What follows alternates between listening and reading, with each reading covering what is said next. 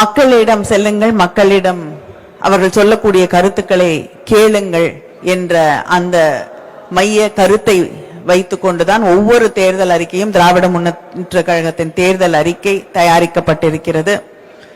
மக்களுடைய கருத்துக்களை கேட்டு உருவாக்கப்படும் இந்த தேர்தல் அறிக்கை தொடர்ந்து கொடுக்கப்பட்ட வாக்குறுதிகளை நிறைவேற்றக்கூடிய ஒரு தேர்தல் அறிக்கையாகத்தான் எப்பொழுதுமே இருந்திருக்கிறது.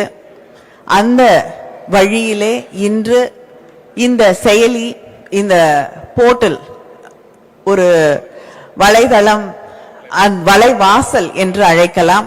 அந்த வலைவாசலை இன்று நாங்கள் தலைவர் நம்முடைய அண்ணன் அவர்களின் கைகளால் இன்று மக்களுக்கு கொண்டு போய் சேர்க்க இருக்கிறோம்.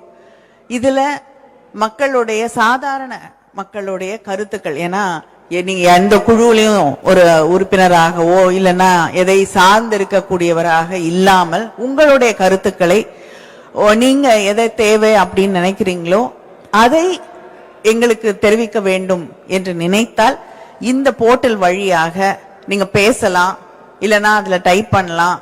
உங்களுடைய கருத்துக்களை நீங்கள் அதில் பதிவிடலாம்.